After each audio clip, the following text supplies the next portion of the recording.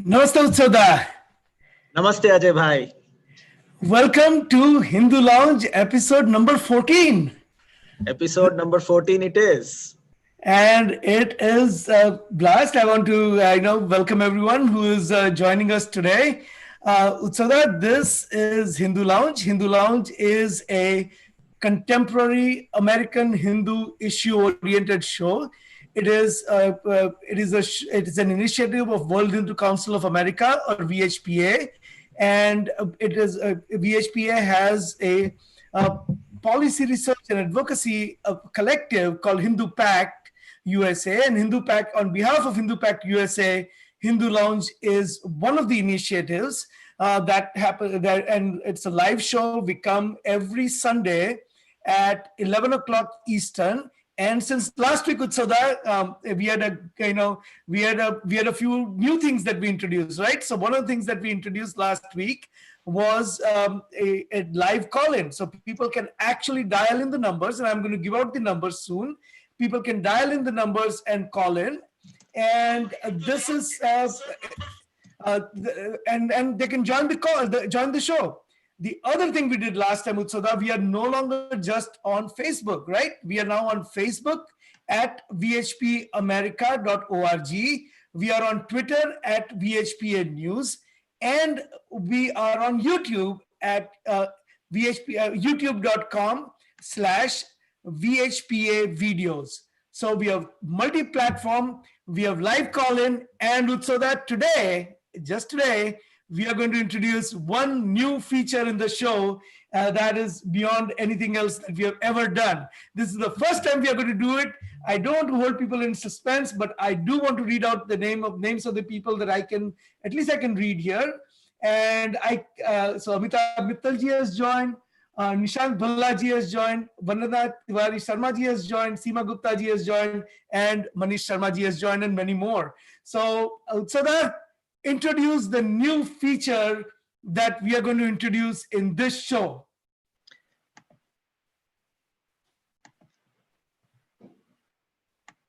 So Ajay bhai, this time we have something very unique. We are going to be having a live, I should say live cast from the protest in front of the Chinese embassy that many members of the community are doing today.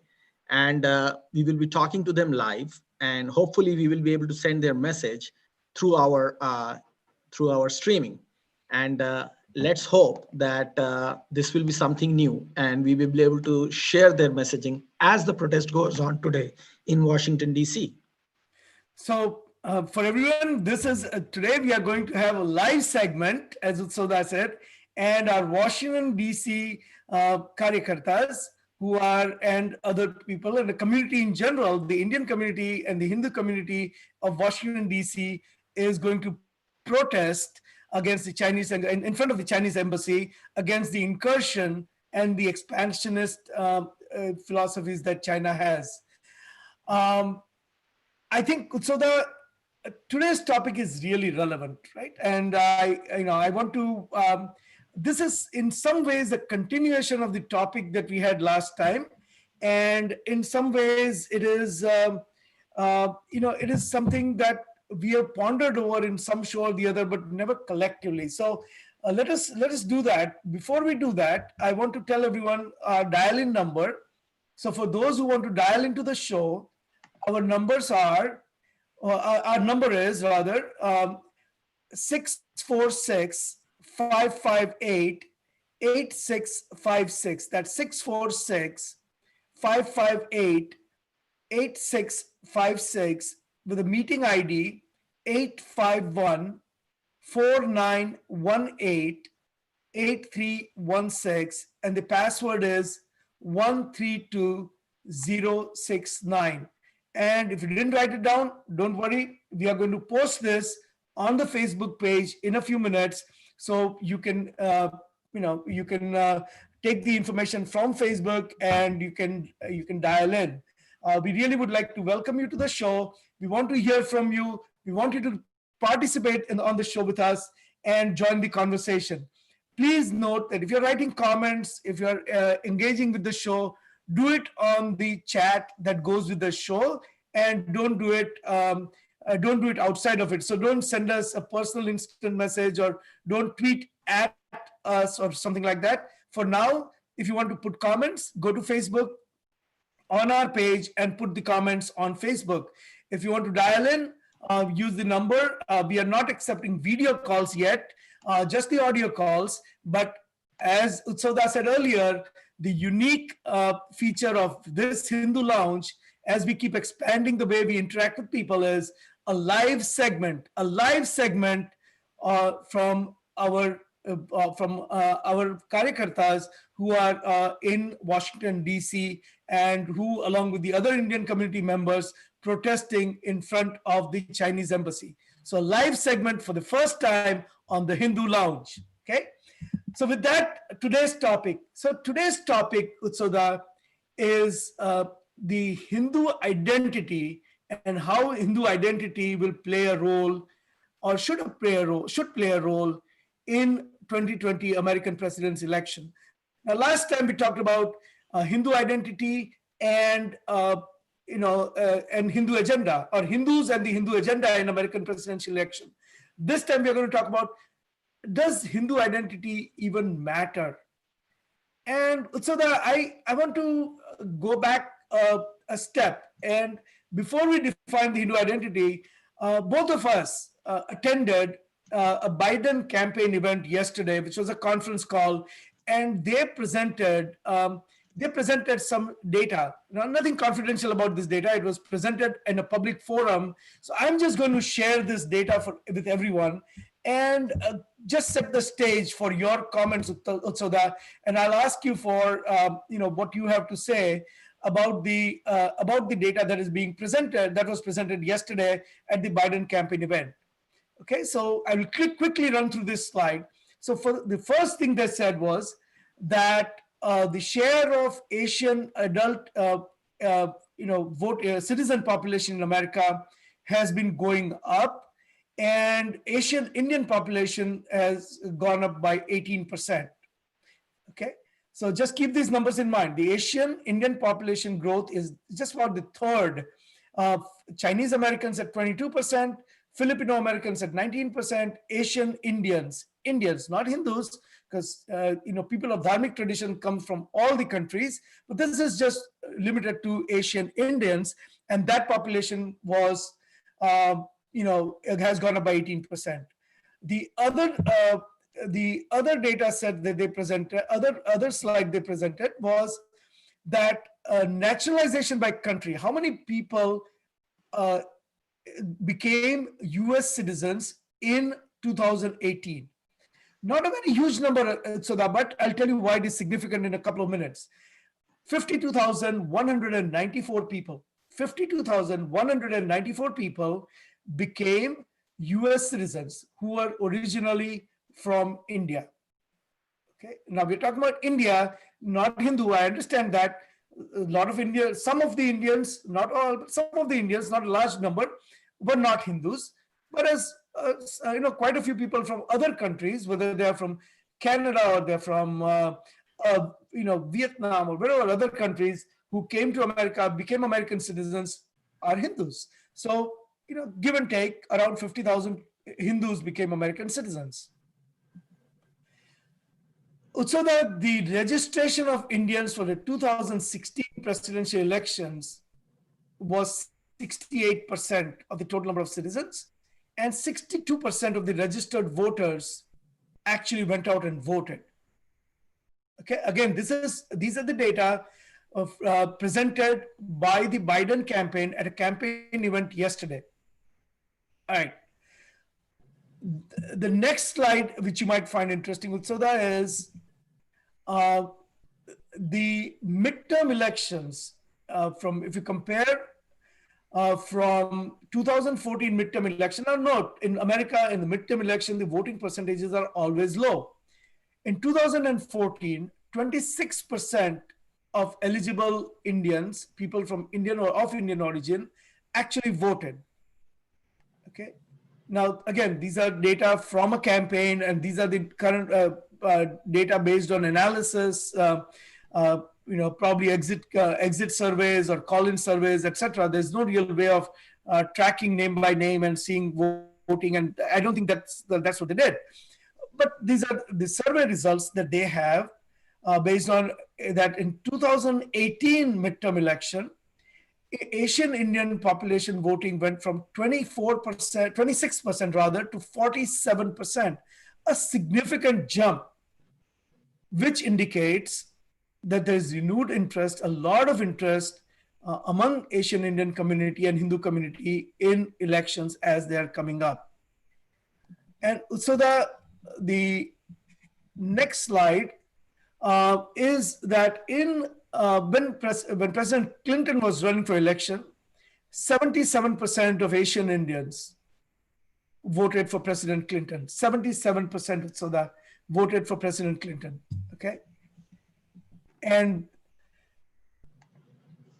here is something that makes these numbers interesting. Now, you can see here that these are the current battleground states. Again, data presented by Biden campaign based on their survey in an open forum. In all the battleground states,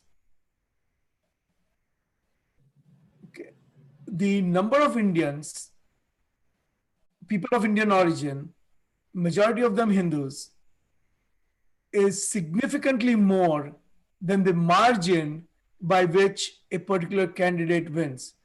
If you remember, Utsada, President Bush won Florida by what, less than 100 votes, fewer than 100 votes, right? The 193,000 people of Indian origin, mostly Hindus. Pennsylvania, battleground states, tens of thousands of votes. 156,000, mostly Hindu Indian Americans. Okay, Texas, close to 500,000 Indian Americans. So the Hindus are going to be tiebreakers in most of these states. So in most of these battleground states, the tie is going to be broken by people of Indian origins and people who are mostly Hindus. Correct. So I want to stop sharing, but I want to make one point, and that is a point that Biden campaign completely missed. Okay, they completely missed the fact that a significant number of Hindu Americans and people of Indian origin are becoming voting age, the second and third generation Hindus. And I think, first of all, Biden campaign was late, even into the, Hillary Clinton campaign was late because Trump campaign realized these numbers in 2016. And they went out of their way to make sure that the Hindu issues were heard, right?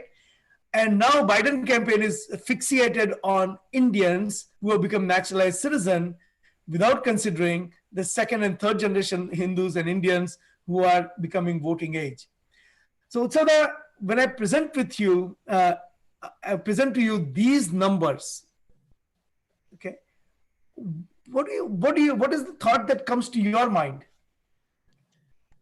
Well, to be honest, Ajay bhai, I was also, thank you for sharing these numbers. I was also part of the presentation as you were, that was done by the Biden campaign yesterday. And because this was a public event that they had, in the event they had told everybody that they're going to share this data with the people who are attending it. So therefore we are taking we took the liberty to share this data that was shared with us by the Biden campaign. So a couple of things that clearly come out of this data sharing that they did is that the Biden campaign actually has not been able to grasp the fact that there is a big second and third generation American Hindu community. They are looking at the first generation immigrant Indian American for the votes that they are seeking. Number one. That could be because they are just ignorant, or that Indian American advisors and leaders within the Democratic Party are probably keeping them ignorant in that way. The second point that the Biden campaign missed out is that they have been, and this is the part where I don't think they're ignorant, I think they are doing it willingly. And we can get into that at another conversation. The second part is that all the communities that are being discussed here, majority of them are being covered under this Asian American Pacific Islander narrative. Their narratives are often repeated under some religious identity narrative as well, except for the Hindu and the Buddhist community. So if you go to, look at the data that they were showing about, Philippines, about Mexico, about El Salvador, about Jamaica, they all have their identity being represented under Catholic American identity, which is very, which has been popularized under the Biden campaign's webpage. It only leaves the Hindu American or the American Hindu and the Buddhist out of that identity. So basically, you are already being relegated to a second level position by whoever who's running the campaign on the side of the Biden campaign, Biden team. So that is number two. And I think this has been done willfully, and we will get into that at a later stage in the conversation. The third point that clearly comes out of this is that in critical states, at least, in Texas, in Pennsylvania, in Michigan, in Arizona, in Florida, the American Hindu will be decisive in deciding who the president is going to be. And these are states that, whoever is going to be the president has to win. It's almost, a no-brainer that some of these states, without winning these states, you cannot get to the White House. So interestingly, while in 2016, the Trump campaign, as you noted, figured this out and reached out to the American Hindu, the Biden campaign refuses to do so and continues to play this narrative of Indian American that is a sub-identity under the Asian American thing. So there is no space for you, but if there is any space, it's going to be under these larger identity groups without you being the third largest religious minority in America being represented anywhere.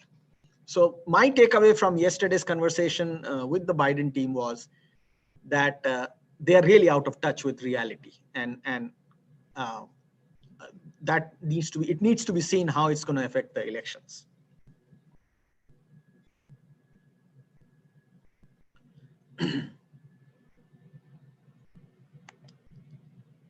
Can you see me, Ajay bhai? Hello. I think I've lost Ajay bhai, and let me see if I can to him.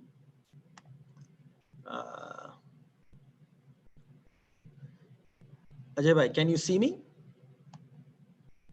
Okay. I guess we are we do not have Ajay ji at this time, so I will continue this show without Ajay bhai, and we will see what we do with this.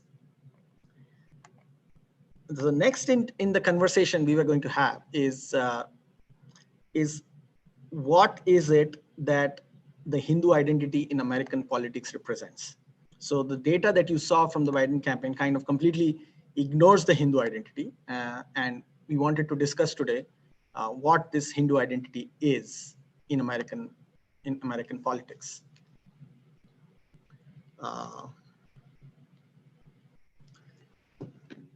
Yeah, I just got a message from Ajay bhai, and Ajay bhai says that his internet crashed. So it will take him a minute to come back to the conversation. But for now, I'm going to go ahead and keep this going.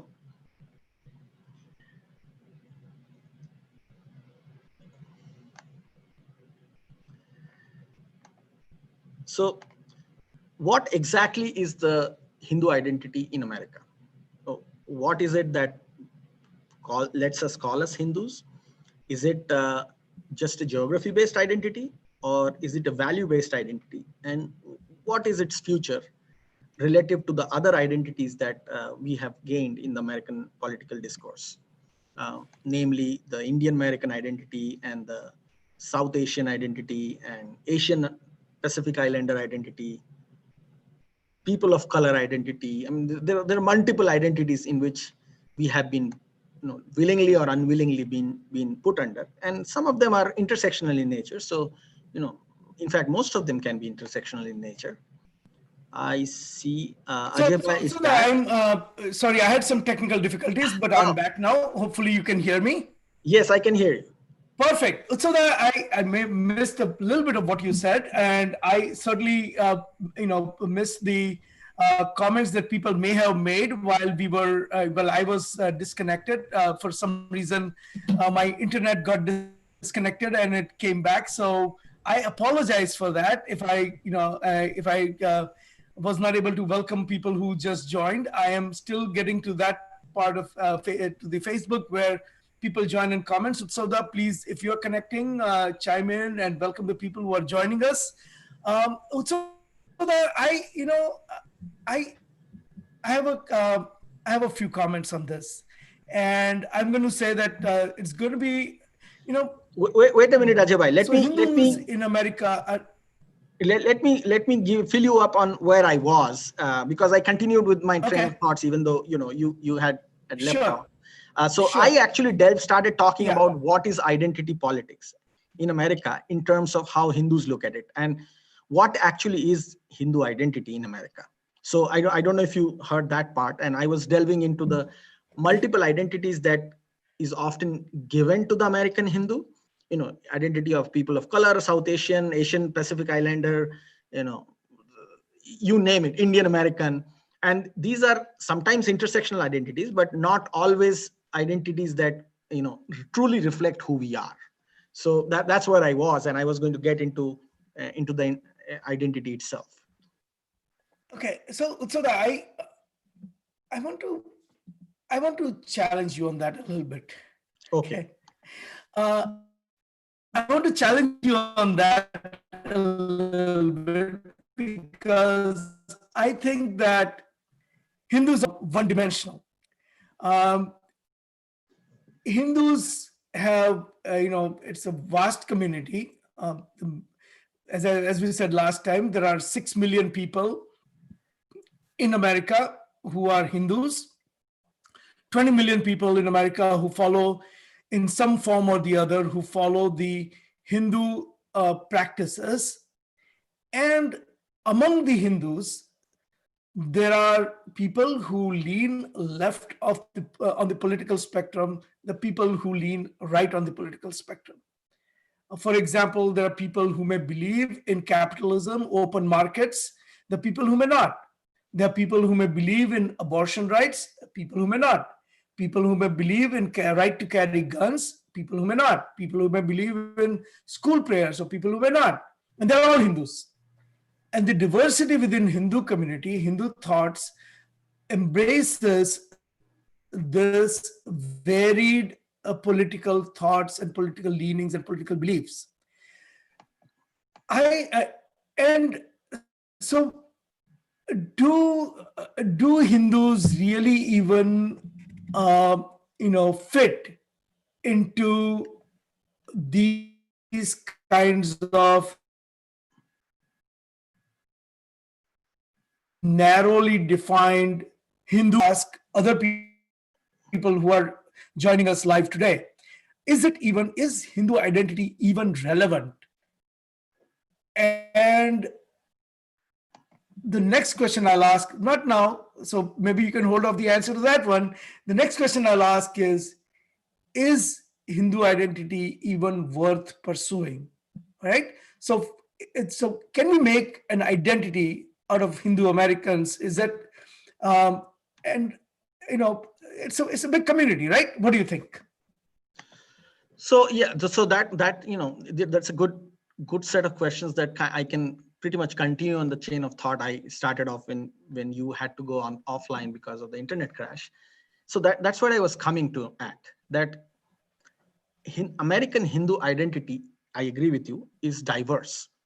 It can be diametrically opposite have diametrically opposite views across the political spectrum amongst the American Hindu. And they are all getting their ideas from a morality and set of ideologies that is derived from the Hindu school of thoughts, Hindu philosophy. So I believe that despite its spectrum of diversity that American Hindu political thought process may have, it is derived from Hindu thoughts. And I think that is often unique. And that is something that we need to recognize, and we need to cherish and promote. So I would say that there is a necessity of American Hindu recognition for the American Hindu identity. And your second question was, is it relevant? So yeah, I think I answered both of them. Yeah, it is relevant. It is relevant more so because if not considered as an identity, then the tendency for the people, the political powers, the people who represent the community in the political spectrum, is to subsume the American Hindu identity under some other identity, which may or may not have compatible thoughts with the rest of the community. So you end up under South Asian identity politics, where 60% of the ideologies and the ideas being represented under the South Asian branding might be an existential threat to you.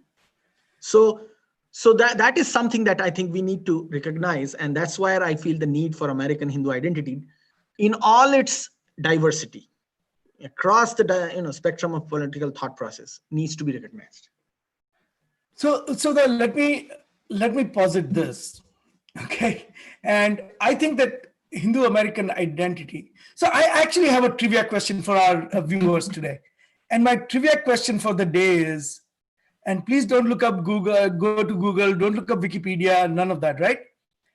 Please tell us, and you can write it on the chat window on Facebook. Please tell us, when was the word identity politics first used? Okay. When was the word, or phrase rather, not word, a phrase, when was the phrase identity politics first used? Okay. And I'll leave it to you as a question. And towards the end of the show, we'll answer that question. So that I think we agree that there is something called Hindu identity. Okay. Just as there is Jewish identity, there is Islamic Muslim identity, there's Catholic identity, Protestant Baptist identity. The identity of a particular affiliation type is a fact of life. We cannot wish away. It is there. I am going to say, I'm going to go out on a limb and say that using the identity for politics, so political Hindu identity may not be good, just as Islamic political identity is not good, or Catholic political identity, or the Protestant or the Jewish political identity is not good overall for a country, any country. If you go back and you look at India, where I think India in many ways is light years ahead of any country when it comes to political identities. And it has been salami sliced in million different ways, from jatis to languages to states, and you name it. And there's always effort to divide people more and more and more, and that is ultimately detrimental to a country. Now, if you and I believe in that and agree with that, then we would also believe that politicizing the identity, like organizations like CARE do it all the time, and their affiliates, they may not do it because they're a 501c, but their affiliates and their sister organizations do it, or some of the other organizations do it, right? That is ultimately not good for America. What is good for America is elevating the discourse. And when I say elevating the discourse, what I mean is you take a look at the Hindu philosophy, you look at the universal Hindu principles. When we say that everyone, all thoughts from all directions are welcome, right? Rigveda says, let good thoughts come to us from all directions. That is that is diversity. That is, that is something as a principle, it is good for a country to embrace. Or when we say that we respect other person's right to life, liberty, pursuit of happiness, and that is enshrined in the Hindu principles. That is an ideal that is worth pursuing. That ideal originated from Hindu thought. And insofar as to propagate these ideals, the Hindu identity and the Hindu political identity is important, but not to gain a Hindu political power, or not to gain Islamic political power in America, or not to gain a Baptist political power in America, or not to gain political power based on racial divisions or any other ways people can divide each other. That is what is really important, and that is we want to have these unifying principles that we present rather than using the political identity to divide. Now, having said that, are there issues that are important to Hindus in America? The answer is yes. And these issues are important to Hindus in America, not because they're uniquely Hindu issues or any of that, but any person, Soda, who lives in America should think that these are the issues that are relevant to all Americans. So, for example, if a Hindu murti is beheaded in Santa Fe, or a Hindu a Hindu is beaten up on the streets of Alabama, or Hindu phobia is exhibited anywhere else, it is not just a Hindu issue, it is an American issue. And you can go through the issue list and you can say, look, there is Kashmir. Hindus are persecuted in Kashmir. Hindus have been driven out of their home. Yes, this issue, if you're a fellow Hindu, it affects you, emotionally, it affects you politically, it affects you in many different ways. But is this really a Hindu issue? I think this is a human rights issue that every person of every faith in America should say, look at it and say, this cannot stand in today's day and age. So I would argue with Soda that politicizing the identity is not good for a country. Okay.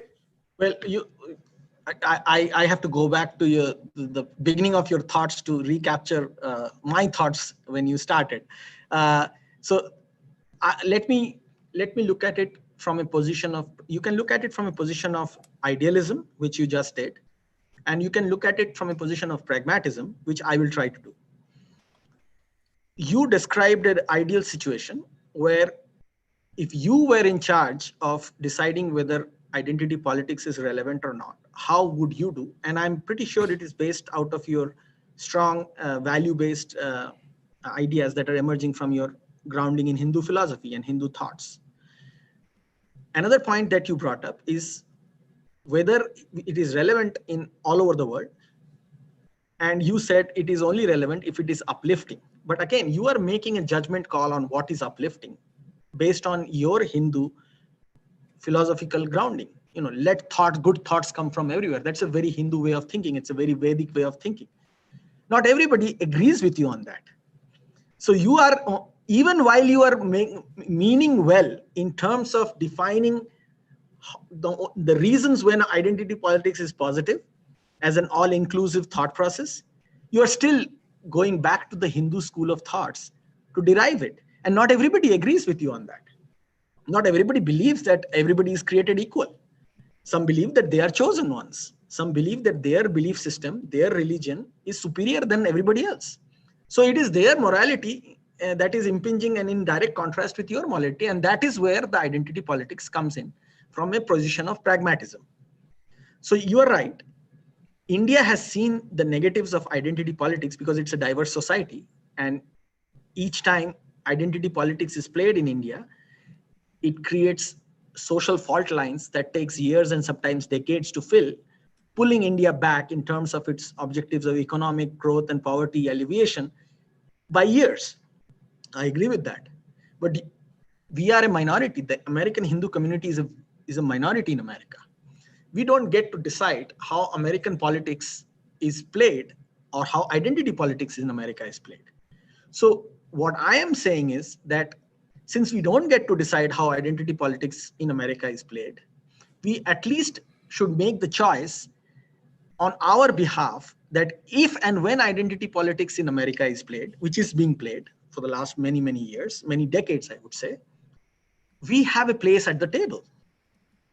With all the morality that you just expressed of making the world a better place, you should have a place at the table. And that is where the importance of our American Hindu identity politics comes into play.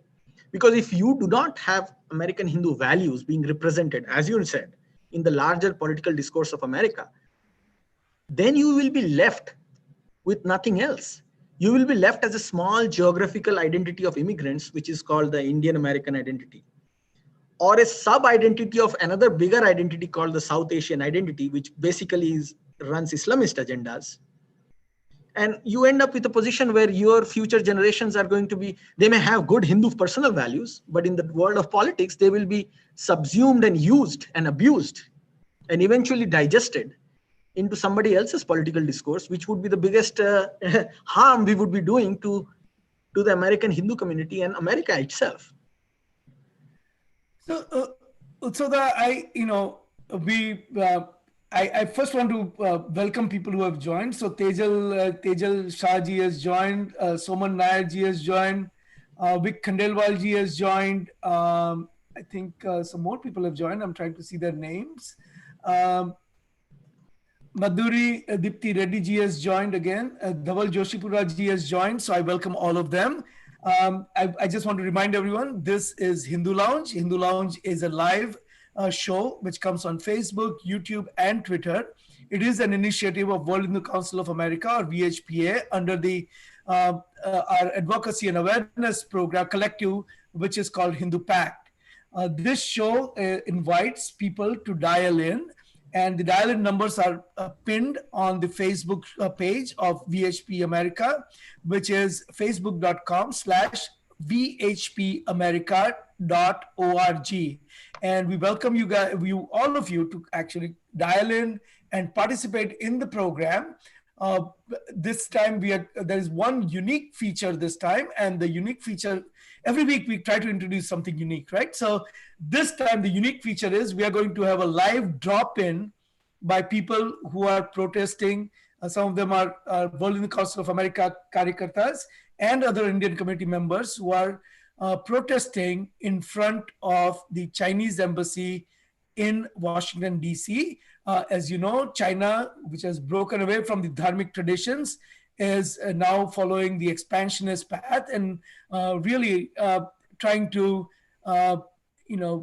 subsume the borders of all its neighbors and others, not just not just India, but also in the South China Sea and in smaller countries like Bhutan and Nepal, and they have territorial claims everywhere. So a lot of people who who obviously are don't want to take this kind of transgression from a communist regime lying down, are in front of the Chinese embassy in Washington, D.C., and they are protesting, and they're trying to garner a wider American public opinion in their favor. A great example of advocacy and awareness in America by the Karyakartas of World Hindu Council of America and other Indian and Hindu organizations who have come together in Washington, D.C. once again, I have posted the numbers to dial in, and please join us. You're welcome to join us. The show is live, and we want you to join and express your comments. Utsoda, I want to, I think there are things that we are going to probably agree to disagree. And I think that in any country that we live in, we have interest in, you can always play to the lowest common denominator by saying that this is something practical. Or you can elevate the discourse and you can take a higher road and say, I am going to use my dharma as the basis for the discourse that is elevated, a political discourse that is elevated. I'm not naive. I understand where you're coming from. I understand the real on the ground need for using the identity for as a political identity, but I also think that in long term, using a religious identity or using regional identity or linguistic identity or a class identity is not good for a country. Having said that, I would also say that if there is one community, so that if there's one community that is, regardless of whether they feel like the way you are feeling or the way they feel the way that I am feeling, or regardless of that, right? There's one community that has uniquely failed to use the identity for political purposes. That is the Hindu community.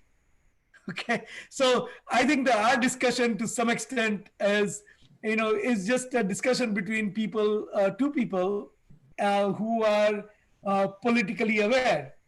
I think most of the people, whether they of Indian origin who are Hindus or Hindus, really don't take any of the identity politics stuff or even identity stuff seriously.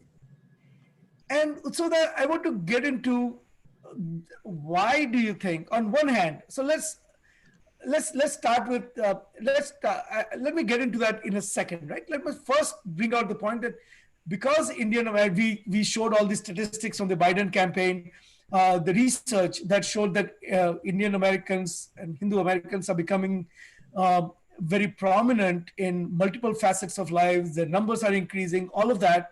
A consequence of that is that Hindu Americans are now, or Indian Americans are now running for political office in greater number than ever.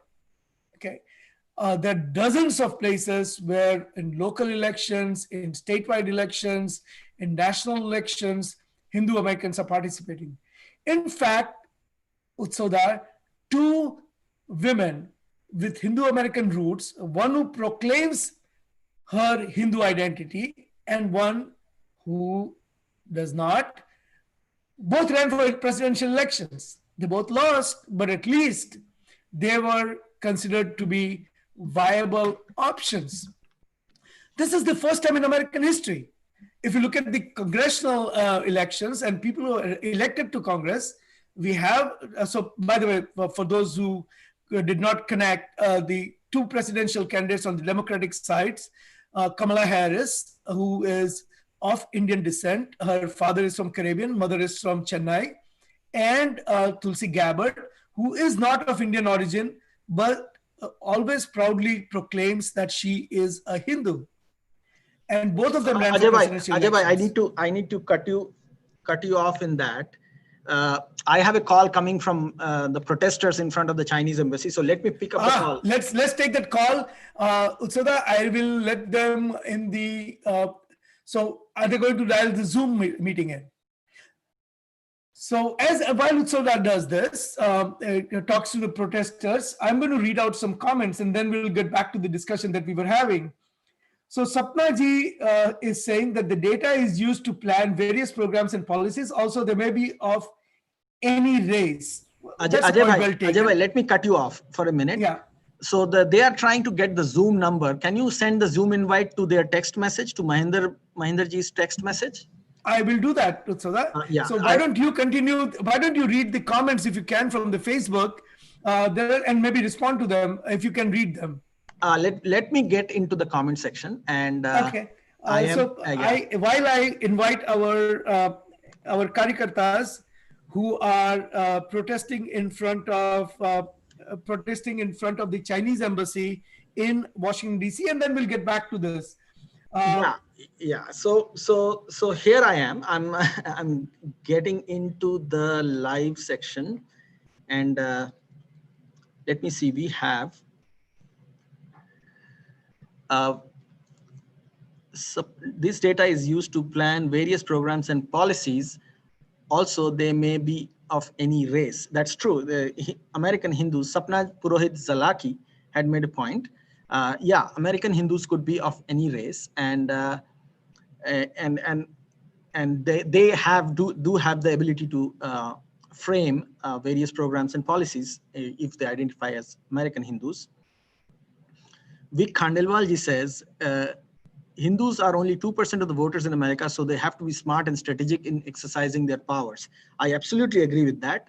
But as you saw when we were presenting the presenting the information on the campaign that was done by a Biden team, they are very crucial. Hindu Americans are very crucial in some of the battleground states, in Wisconsin, in Pennsylvania, in Florida, in Michigan.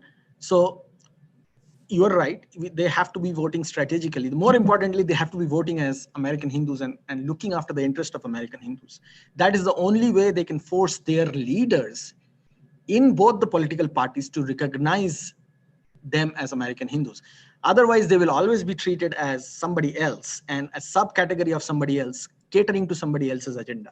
So, and the leaders are going to do that. I was in the Democratic Party's presentation yesterday, and the American Hindu leaders there don't even identify as American Hindus because they are busy trying to cater to some other subcategory's agenda, and they're here to raise money for them. So that is why the people have to go to these leaders and remind them that it's important to be American Hindus. So let me see what. So that while you I'm still inviting the people. I do want to make this. I want to move on to the other point that I was just bringing up, and there are people. The Kamala Harris. I mean, let's just take example of Kamala Harris, right? Kamala Harris did not openly proclaim that she is a Hindu. Tulsi Gabbard did. Now, Ro Khanna does not proclaim that he is a Hindu, or he skirts the issue. On the other hand, we have Bobby Jindal, who goes to his parents as a high school student and says, I want to be the president of America. So from today onwards, I'm not a Hindu.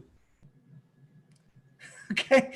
So how do you see these various self-proclaimed identities of people who are of Hindu faith playing out?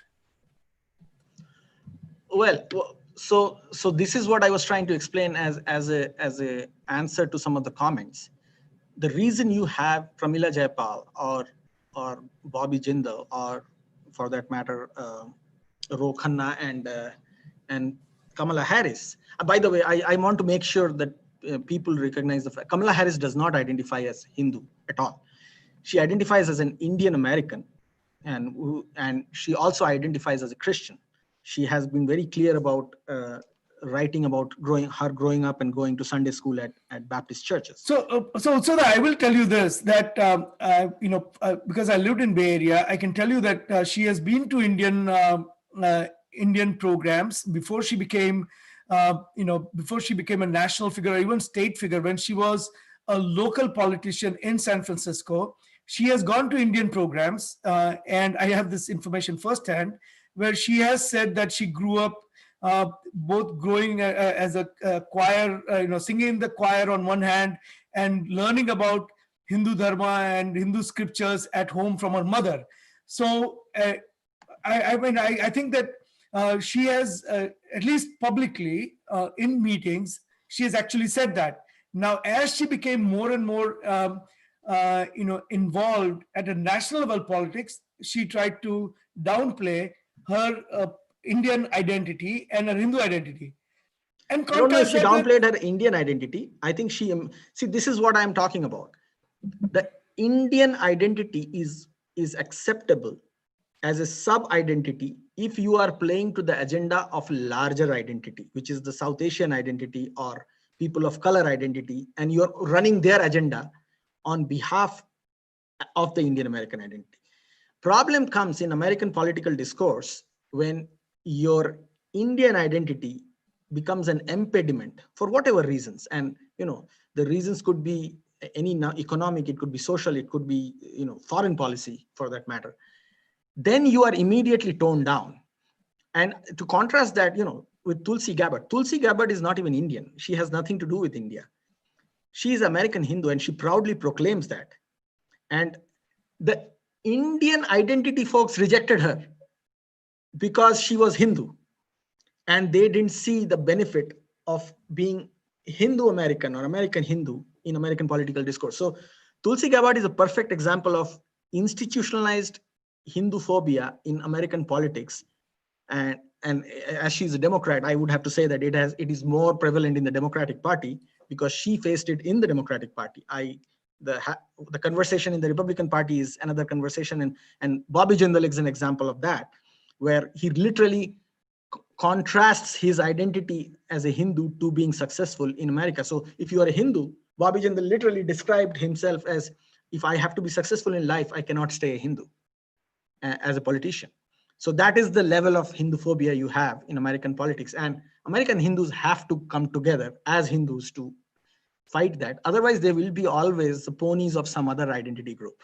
So I want to take a second, because I was when you were talking, I was trying to invite the people who are in DC who are protesting, and now they're joining us. But I just want to make one quick comment before I invite the people from DC in front of Chinese embassy. I want to say that to Sapnaji, who has said the data is used to plan various programs and policies, also they may be of any race. I think, Sapnaji, I don't think there may be of any race, because they specifically said that this is about Indian Americans. So that's one race. India does not have multiple races. India may have different classes, they may have different varnas, they may have different linguistic classes, but they don't have many races. India has multiple ethnicities, but not multiple races. Right. And it is not about planning the program. It was to advocate for votes based on this. But the mistake that Biden campaign makes is that they club that if you go and they do a meeting for Indian Americans, and then they say that, okay, now if you want anything more, then you go to South Asian website and the Biden campaign website. We are not South Asians. I'm sorry. We are Indians. And I'm not even sorry, actually. We are Indians. We don't want our identity. We are from Indian subcontinent. We do not want our identity of our origin to be diluted for someone's political gains. And we are not apologetic about being Indian. That's why, Ajay Bhai, that's why it is critical not to be tethered to a geographical identity, because as a first generation, you and me are still identifying ourselves as Indians. After 2 generations, we will not be in a position to even identify ourselves as Indians, because it's a geographical identity. Our future generations will be Americans and they are tethered to the American identity. I see a real threat to our issues if the American Hindu identity is rejected and diluted at this time. So I want to invite Mahendra Sapaji's team over there in Washington DC. Mahendra bhai, we cannot hear you.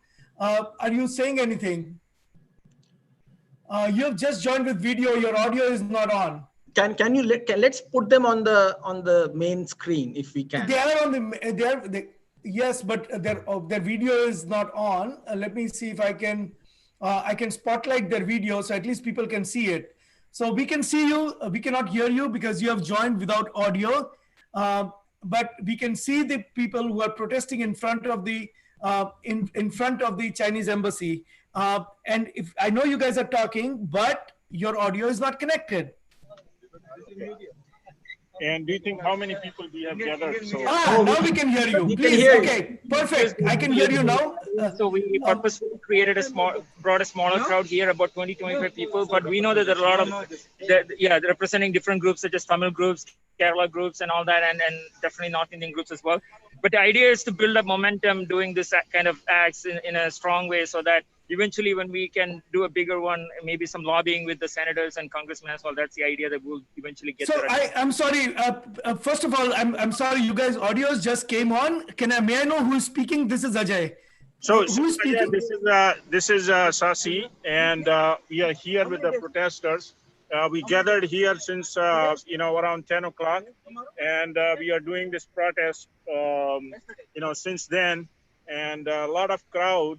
And I have few Manoj. people, those Manoj, who can Manoj talk to you Srinilayam about from this. Kerala Association. So Manoj, tell us about this protest. Namaste, Manojji. Please tell us what brought you out, and how is the protest like, and what is the involvement of the community in the DC area?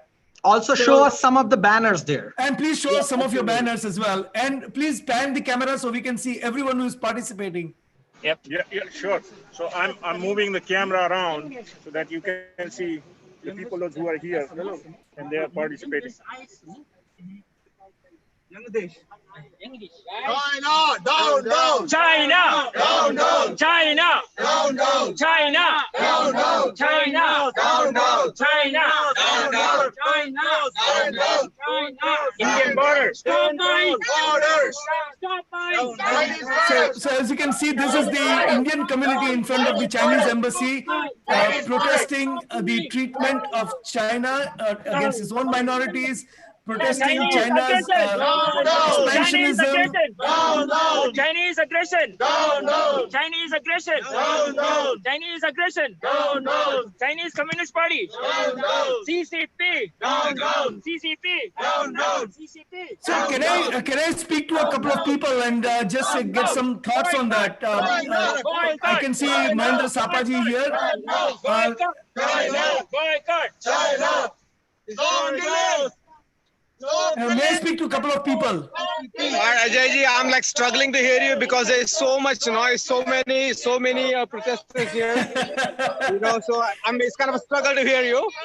But I mean, So I want to talk. we I have want to been, interview a couple of people quickly, if you don't mind. I want to interview a couple of people. Sure, definitely. Let me just give them the thing. Krishna ji, why don't you answer some of the questions? Go up, walk. Answer some of the questions. अपने लोग हैं. देखो आपका उनके camera पर आपकी. So Krishna ji, namaste. This is Ajay. Yes. And Utsav, Ajay Shah and Utsav Chakrabarti.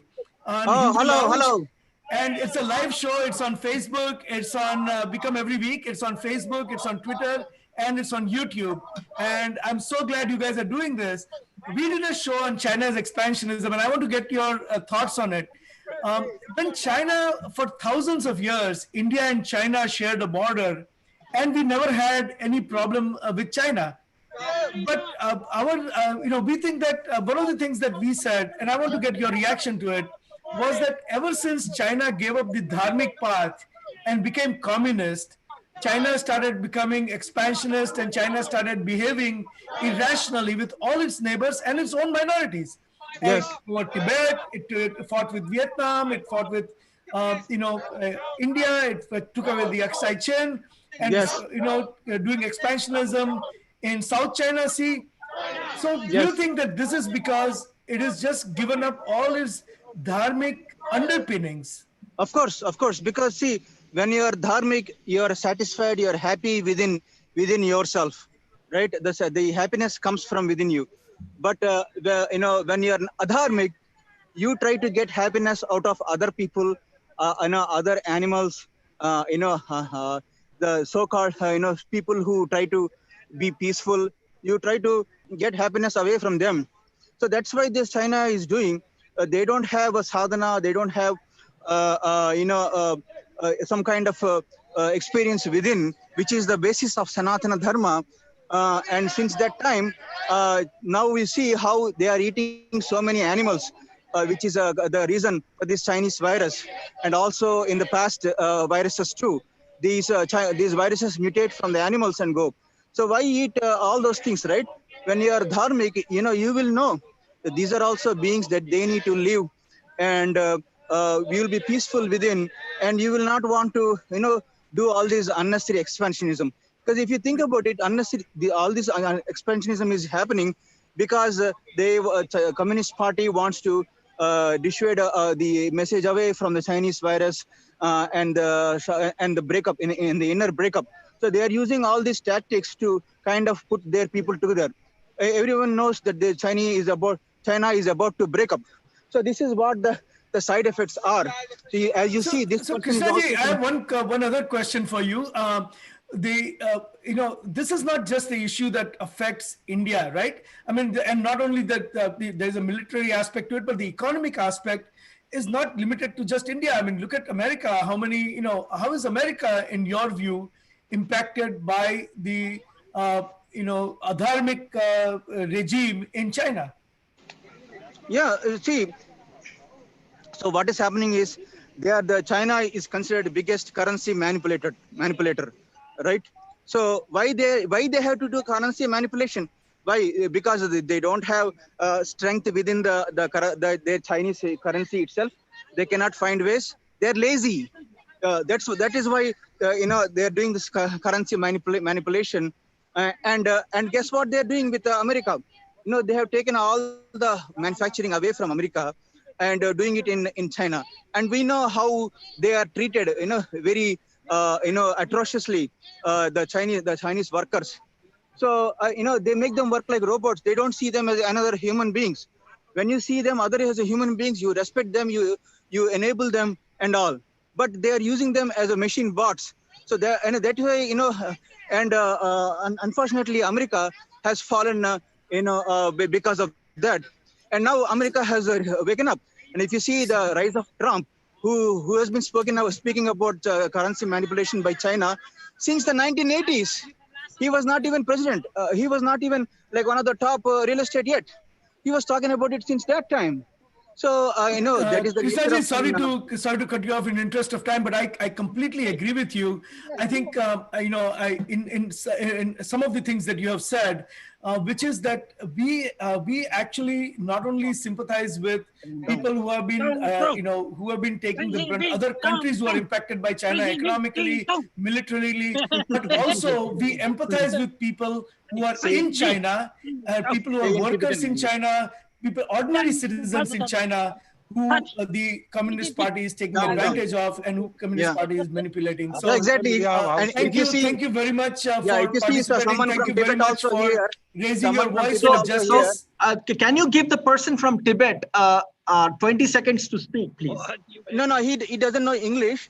See, if you see, he's here yesterday, right? Yesterday. See, he's sleeping here. He's sleeping here against China. He's sleeping here against China. Nobody, he's there to protest. Who would want to sleep here on a sunny day like this, right? And protest, temperature here. right? So he is here and he's trying to protest. He's from Tibet. He doesn't know English also. So, but still he wants to show his protest. So once again, thank you very much for doing what you're doing, and thank you for joining us live on Hindu Lounge. We truly appreciate your joining. Thank you. Namaste.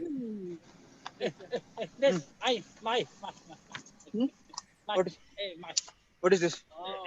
So Utsoda, we are back now. I'm going to unpin that video, and we will. I think we are towards the end of our show. So let's continue with our conversation. And I actually would end this. I will remove the DC group as a participant here because we are coming to an end of the show. Utsoda, we are back now. So our final two segments. I think we overstepped our time way much. It is one of those. But we cannot do without Hindu phobe of the week, Utsoda. I will hold off on question on Hindu identity for next week. But I think we are over time, but we cannot do without Hindu phobe of the week and Hindu Seva act of the week. So yeah. So let me. I'm gonna just We had so many unfinished thoughts on American Hindu identity and the need for having it in American political discourse, but for another week, I guess. So Hindu phobe of the week. there are two issues that we wanted to talk about. And one of the issues involves Hindus around the world. And actually, both of them involve Hindu around the world. So the first one I would say is just a minute. I'm pulling up our presentation on it, Ajay Bhai. So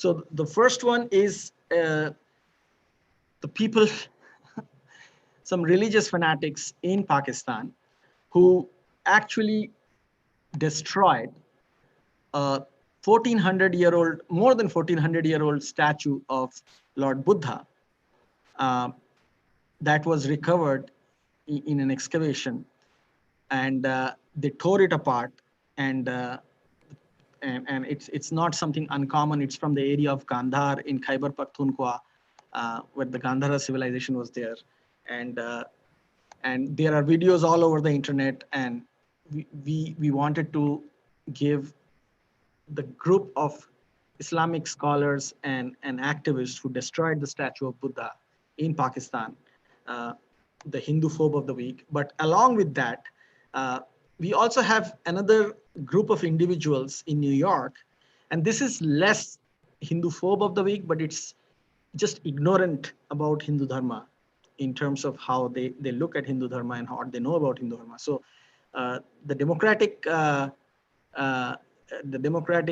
senator, state senator from the 9th district, Todd Kaminsky, brought a bill in the state of New York that actually wants to completely remove any description of the Hindu symbol of swastika, which is one of the most ancient symbols sacred to the Hindus, the Buddhists, as well as many other Indo-European communities that predate Christianity. And it's a very, very sacred symbol in terms of well-being. Swastika in literally in Sanskrit translates to good being. And we will go into another show probably to describe the swastika in detail and what it means historically. And State Senator Todd Kaminsky brought this bill, and it actually describes the swastika as a symbol for the Nazi party only. And the sad part is that this Nazi party from the 1940s never used the word swastika. They used the word Hakenkreuz and appropriated the Hindu symbol of swastika for their geopolitical goals and blind hatred that they spread in the last century. But because of that, we are losing our religious symbol. And we ourselves were colonized at that time. That's the irony of it. So this is more about ignorance about Hindu symbols, about Hindu Dharma. And I would name Todd Kaminsky, the Democratic state senator from the 9th district, for trying to ban swastika when it was the Hakenkreuz that they should be trying to ban, that Hitler and the Nazi party use in Germany. Thank you, Utsoda, for the Hindu Seva Act of the Week. It's a couple of weeks late, but significant nonetheless. And I nominate all the organizations that came together and celebrated the International Day of Yoga 2 weeks ago. And the reason it is significant, Utsoda, is because they put in a lot of effort, a lot of volunteer hours to organize this International Day of Yoga across the world. And the reason they did that is because yoga is a gateway to good health for everyone, irrespective of what region of the world they belong to or what beliefs they have or any of that. And for that, the World Hindu Council of America was participant in it, Hindu Swamsevak Sangh, the Art of Living, the other ashrams across the world, everyone, from government officials in India to the ashrams across the world to ordinary people participated in order for the entire world to have good health through yoga and through pranayam. And for that, the organizers of International Day of Yoga deserve the deserve the recognition of Hindu Seva Act of the Week. So with, And before yeah. we end, Ajay bhai, I also want to commend uh, Prime Minister Modi of India and the United Nations for making World Yoga Day happen every year over the last, I would say, 6 years. And you know, the United Nations adopted a resolution declaring June 21st as the World Yoga Day. So kudos to the United Nations, kudos to the Prime Minister of India, Prime Minister Narendra Modi, and kudos to all the Hindus around the world and everybody who believes in the values of Hindu Dharma through yoga and pranayama. Thank you, Utsoda. Utsoda, there is one comment that came from Arvind Zalaki ji, and I know we are out of time, but I just want to not get this answered. He says that great to watch this. How do we reach out to Hindu societies, temples, religious places across years to openly come forward and support Hindus in the national politics? In my recent observation, I've seen Hindu temples do not want to associate themselves and support any political views such as CAA, even though they know that that is the right thing to do. So, Arvindji, that is a good question. There are a couple of aspects to it. So there is certainly the mandirs can be more involved in advocacy, and we need to get the Hindus out of their shell. Uh, you can see that the churches and the mosques are very involved in political activism.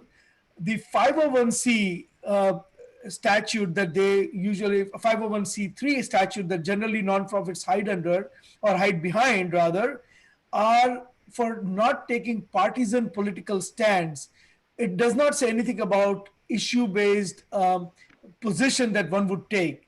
So I think there is a certain amount of education that all of us will have to do with the Hindu community organizations that are non-profit to say you may be non-profit, but if you believe that there are certain things that are right to do, that you have to do in order to protect and preserve Hindu Dharma, please take a stand. Don't shy away from taking a stand, not just for yourselves, not just for your mandirs, but for your second generation. Otherwise, there will be no second generation out there to fend or even attend the mandirs that you built. And this will be my last sentence on this. I extend that appeal not just to the Hindu community centers, the temples, and non-profit organizations, but also to the political leaders who represent the Indian American community and are Hindus. Challenge them to bring forth the American Hindu identity for the interest of their own future generations. I attend these meetings with these different political parties, both these political parties, and I see that the current set of leaders that represent the Indian American community are afraid to mention the word Hindu because they believe that their political party, I was there in the Biden group yesterday, they're afraid they would be kicked out. So the Muslim can talk about his agenda, the Jewish person can talk, rightly so, about their agenda, the Catholic, everybody else is willing to talk about their agenda, and they're taken very seriously because that's what America is all about. But the Hindu is afraid to mention his perspective and instead moves under some other identity to try to fit in for their own benefit. These leaders have to be challenged. And I ask every member of the community to go out to your Democratic Party representative, who is the local leader here, and ask him why he's not representing the American Hindu identity. Same in the Republican Party. Do it on both sides.